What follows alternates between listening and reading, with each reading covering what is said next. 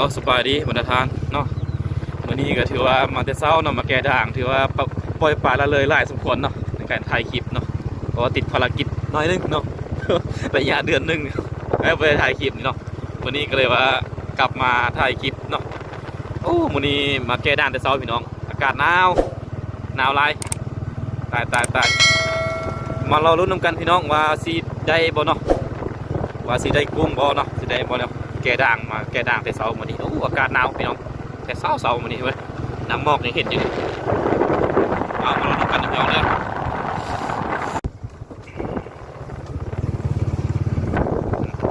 เช้าพี่น้องอากาศยังมืดด้วยนี่นะนำกันว่าสีได้บ่เนาะเป็นแบบนี้วะมันคือเป็นแบบนี้เนาะเด้อบรรดาสมาชิกเกด่าง มาลุ้นนำกันเด้อว่าจากสีได้บ่ได้เนาะวันนี้เนาะถือว่าบ่ได้ถ่ายคลิปโดนเลยเด้อเราอีก บ่ได้ถ่ายครับเป็นเดือนแล้วได้เนี่ยบ่ได้ถ่ายคลิปเพราะว่ายังติดภารกิจเนาะติดภารกิจหน่อยนึงก็เลยบ่ได้ถ่ายคลิปเนาะมื้อนี้ก็เลยเอามาแต่เช้ามื้อนี้โดนความหนาวกด กดอันแค่เลยได้ความหนาวมื้อนี้มันแต่เช้าพี่น้องมื้อนี้โอ้ดอกยาคิวก็บ่งามๆยามนี้มันเนี่ยยามหนาวเนาะลุ้นนำกันพี่น้องว่าสิได้บ่โอ้ทางนี่ก็บ่ได้มาดุนก็หกเนาะมีคนมาหลายทางเสือสมควรเลยมืดว่ะ เสาเนาะมันก็มืดเนาะเอาเบิ่งกันพี่น้องสิได้บ่เบิ่งน้ำก่อนหนองมันจะสิเป็นจังไดมันสิแห้งบ่แห้งเนาะบ่ได้มาดุนหรอเด้มาลองเบิ่งนำกันพี่น้องโอ้น้ำมันก็จะแห้งเนาะโอ้ตาย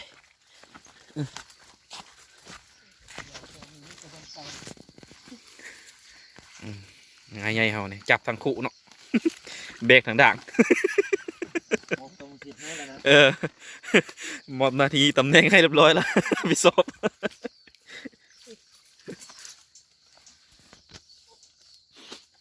โอ้ทางนี้ก็ยากกว่านึงพี่น้องเลย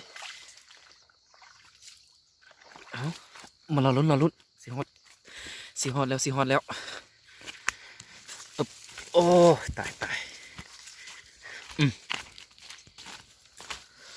เศร้าพี่น้องวันนี้นะเราลุ้นกันเด้อว่าสีใดบ่ได้เนาะหรือว่าบ่ได้มาแก้ด่างหนึ่งโดนละพี่น้องว่าสิเป็นยังไงโอ้ทางนี้ก็ยากกันนึงเนาะแต่ว่ากับบ่ได้ไก่พี่น้องเนาะโอ้น้ำบ่ได้แห้งได้นี่น้ำนี่ยังคือเก้าได้พี่น้องน้ำนี่พุ่นน่ะนี่ยอกเขานี่เบิ้งกระเซียนเงียบคักแท้นี่ คักรอลุ้นเด้อพี่น้องเด้อรอลุ้นเด้อว่ามันสิได้บ่ตื้อเกด่างมันนี่เนาะดูกัน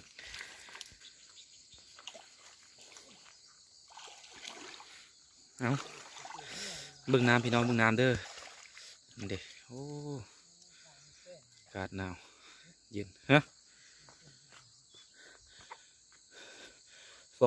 เป่าน้ำมันที่เขามายามไปยามมองเขาติบ่ดีพี่น้องน้ำนะโอ้บ่ได้แห้งได้น้ำนี่โอ้เขาซื้อเฮวนุนี่ดิเนียวเฮวนุบ่เฮวนุอันนี้เขาซื้อเฮวนุแก่มีไหมแก่น้องก็น่าเป็นเขาบอกหันเคยแก่นะน้องหันบ่เป็นได้น้องรู้ว่าเป็นมีอันหันต่อปกติโอ้ยสิเป็นเลยแก่ได้อยู่นะเราลุ้นกันพี่น้องเด้อแก่อมแอมเถอะนี่มันนี่เรามาแก่น้องนี่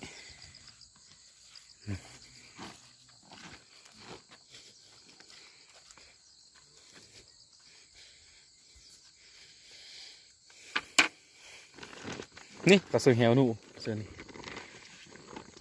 โอ้มันคนก็สิกวนที่ขนาดน้องนี่ดวงเนาะเดี๋ยวก็เอารอลุ้นกันพี่น้องมาสิได้บ่ได้บ่เนาะนักวิชาการสังเกตเบิ่งดูปูป่าสิได้บวนอยู่บ่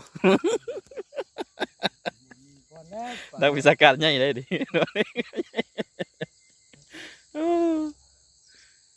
พอสิได้กุ้งก้อยป่ะถือว่าเบิ่งกันนะพี่น้องเนาะน้องกับบริใหญ่ไปเลยโอ้คือว่าบวนเบื่อเลยเนาะ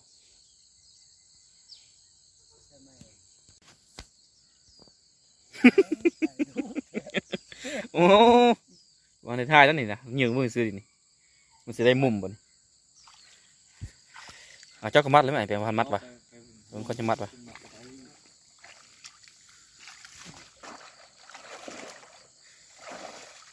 เดี๋ยวพี่น้องเด้อกำลังเตรียม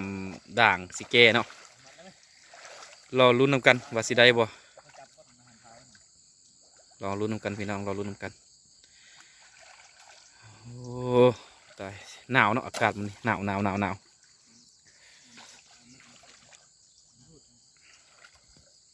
สิได้บ่มันนะ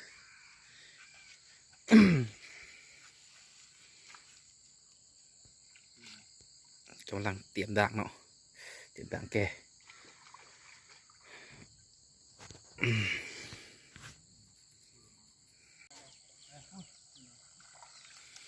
กำลังสิเกพี่น้องกำลังเล็งด่างเนาะว่าสิเกไปทางใดมาเบิ่งนำกันว่าสินใดบ่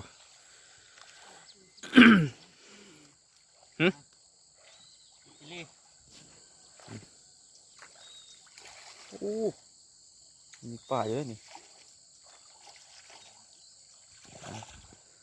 เราลุ้นนำกันพี่น้องตึกด้านละติเสียว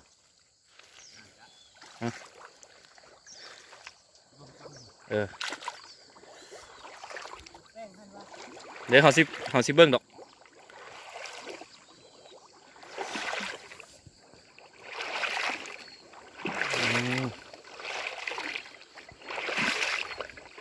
โอ้มีอยู่ปลาซิว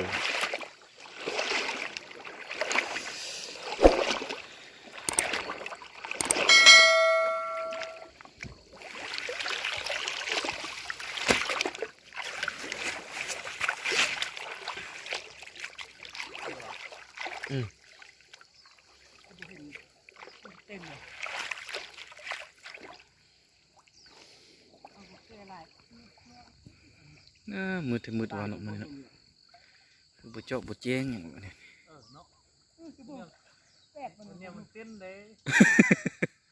เอาเราลุ้นโอ้สิได้อยังบ่พี่น้องเลยแปลกๆเว้ย นี่เขามาย่ามเลยเขามาย่ามกลับเขาก็ยินนี่โอ้ป่าเต้นพี่น้องป่าเต้น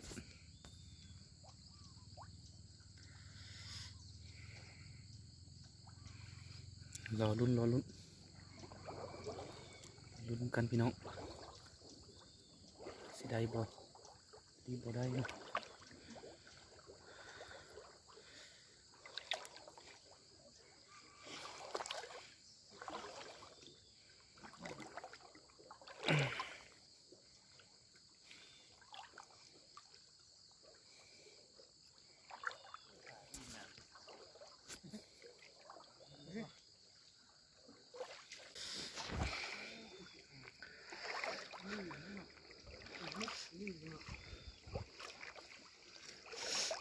มีอยู่ ก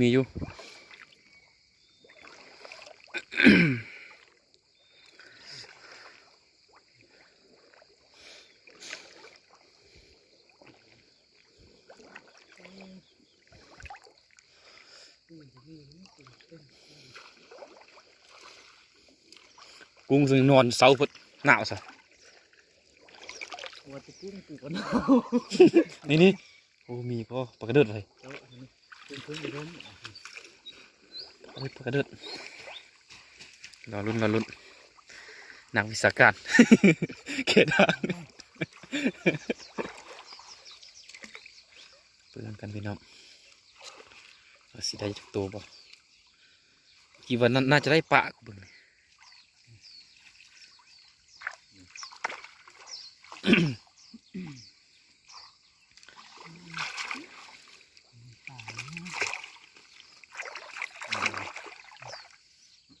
ปลาลูกมด มี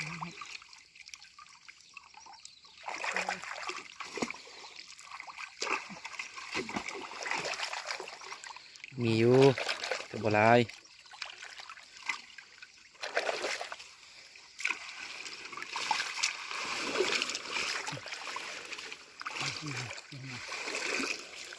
แก้วนี้เราไปนอกเนื้อเลยไปเนาะแกกลับวันนี้ไปนอกเนื้อเนาะ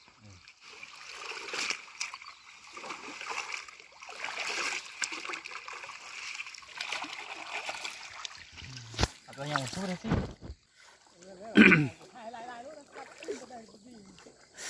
รอรุ่นกันพี่น้องเดี๋ยว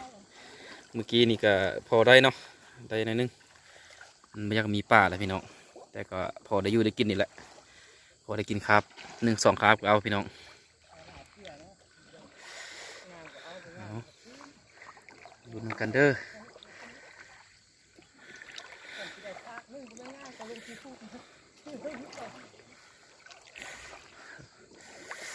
โอ้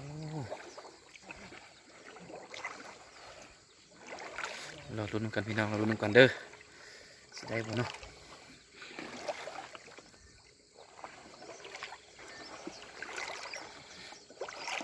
พอแล้วก็ตื่นพุ่นละหั่น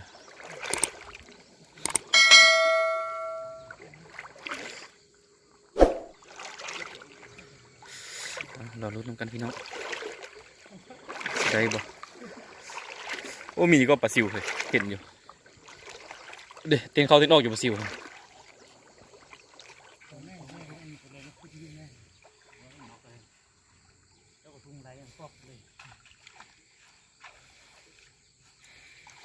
ลุ้นกันเด้อยังเด้อ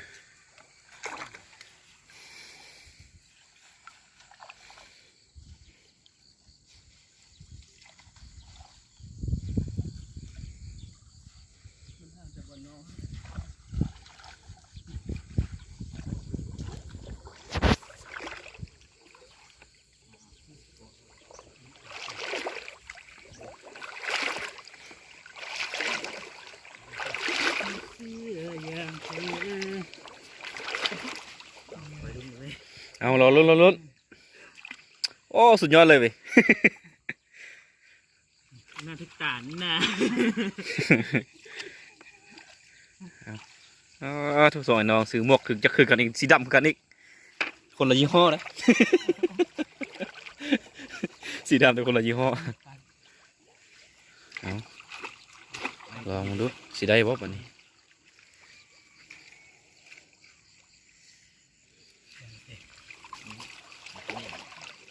ลองดูเนาะ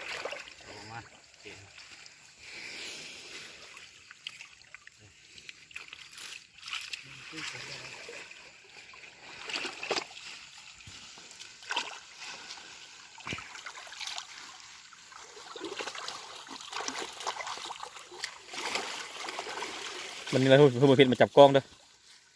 กูสิเป็นผู้ชาย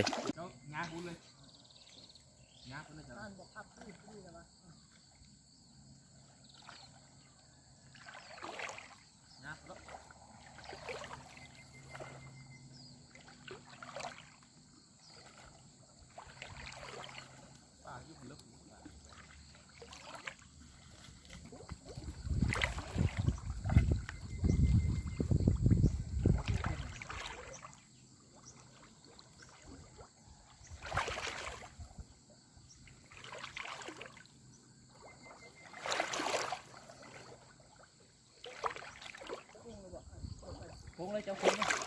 น้ำแก้ของท่านแล้วก็จบมันเลย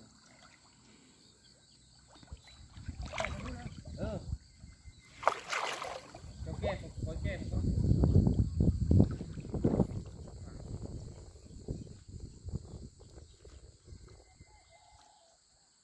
ก็มีป่าเลยมั้ง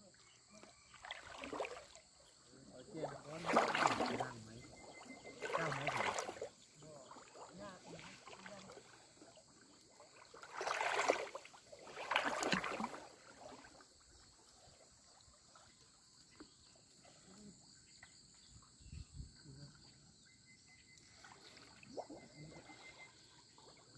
แก้ครับอ๋อถือว่าหนักเนาะ ตุ๊ก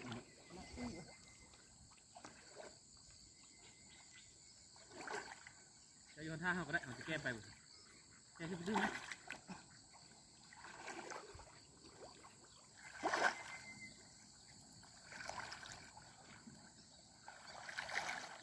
ขึ้นต้องขึ้น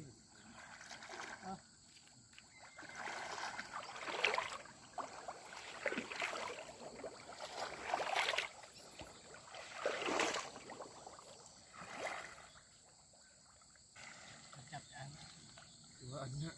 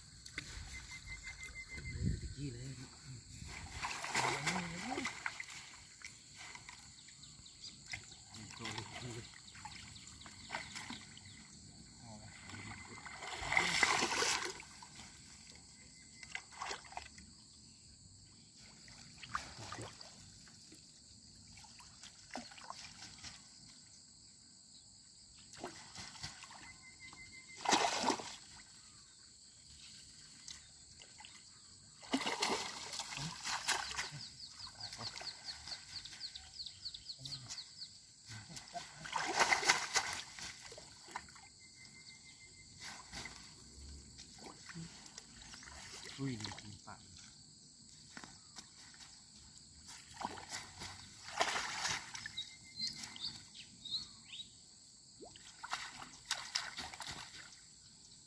ป่าเนี่ยเบิดแล้วป่าปกติบ้วนไม่ปกติ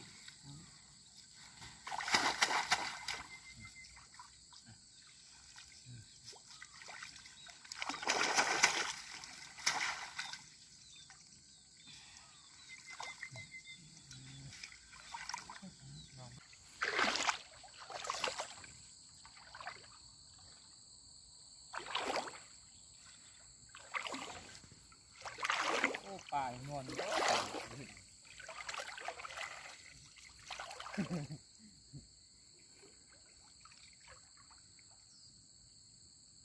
ดึงมาจ้ะ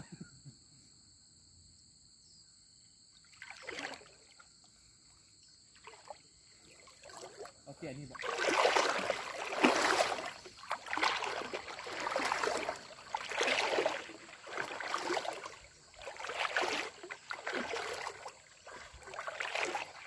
จะพูดว่าเอ๊ะอะไรแก้ยังไงเสียหน่อย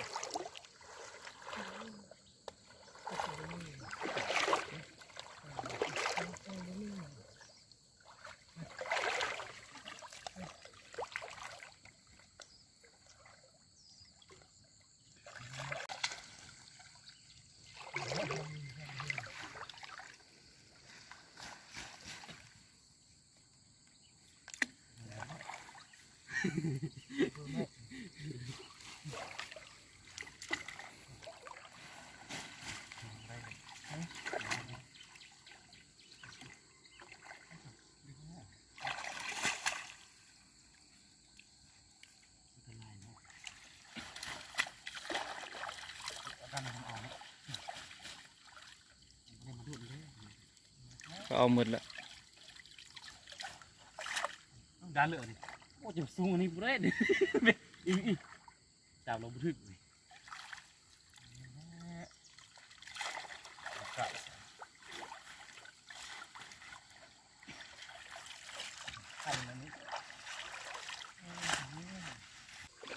เอา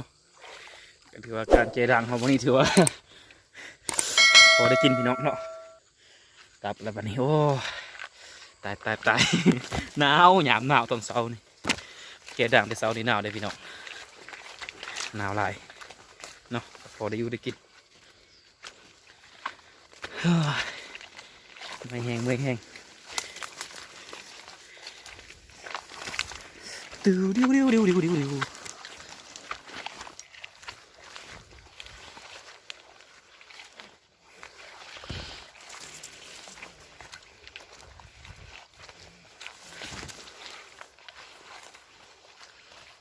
ดิวมานอยู่มื้อนี้นะ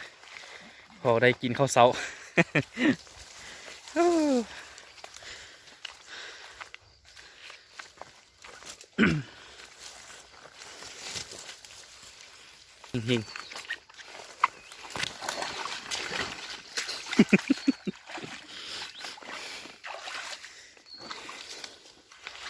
ได้เดี๋ยวเก็บก่อนเดี๋ยวผมพร้อมด้วย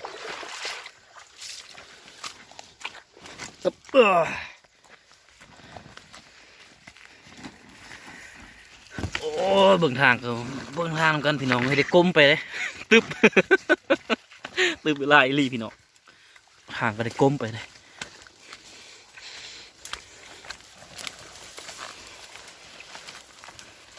จากกัน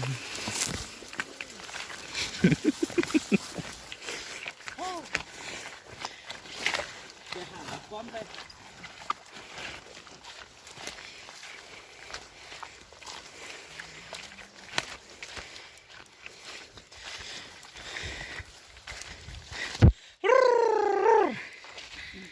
เมื่อยลายเมื่อยลายโคตรไอ้ใหญ่นี่เบิ่งปลาพี่น้องโอ้เดือดไหลเลยนี่เนาะโอ้หอมนี่กุ้งก็ได้เลยนี่เด็ผลงานแกเนาะเด็วิชาการแก โอ้ตายตายเอากลับก่อนเด้อพี่น้องเด้อวันนี้เด้อโอ้ตาลายขนาดเลยเอาเมื่อก็ เด็กลายก็เมื่อก็ กลับแล้วพี่น้องเอ้ยวันนี้นะก็พอได้อยู่ได้กินได้พอได้กินข้าวเช้าเนาะสลายวันนี้เขาบ่ได้กุ้งวันนี้สลายบัดได้แต่ปลาเนาะปลาน้อยนั่นแหละปลาซิวบ่ปลาเก็ดแข็งปลาอันนั้นแหละให้น้อยกินพอจะได้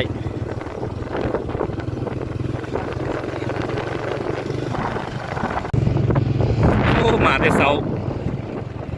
แต่แดดส่องจนแจ้งเหมือนมาเต็ม6 โมงเนาะจะพอ7 โมงไปสมควรได้นี่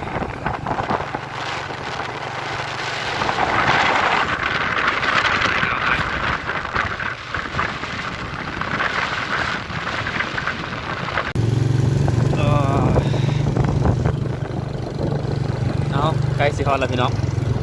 สิฮอดบอลอยู่บอลเสาแล้ว โอ้ตายตายเอาบ่หาอยู่หากินเนาะแบบธรรมศาสตร์บ้านเราประหยัดรายจ่ายพี่น้องไหมซื้ออยู่ซื้อกินกับเพลง เอาถือว่าเนาะการแก้ด่างเฮาวันนี้ก็ถือว่าโอเคอยู่ได้ละอยู่พี่น้องเลยทราบพี่น้องเขาแก้ด่างเนาะดิเบิ่งโดยเห็นอยู่วันนี้ เอาถ้าเบิ่งต่อไปเด้อสิเห็นหยังกินเนาะโอเคโอเคขอบใจขอบใจ เตรียมเครื่องมาแล้ว โอ้เปลี่ยนแล้วเนาะเปลี่ยนอะไรจังมาก็ได้ มันน้อยปันนี้ ได้อยู่พี่น้องเลยโอเคโอเคอยู่ในนี้ส่วนลายได้แต่ปลาอะไรอันนี้ลายแนวอยู่ลายแนวปลาอยู่ เอา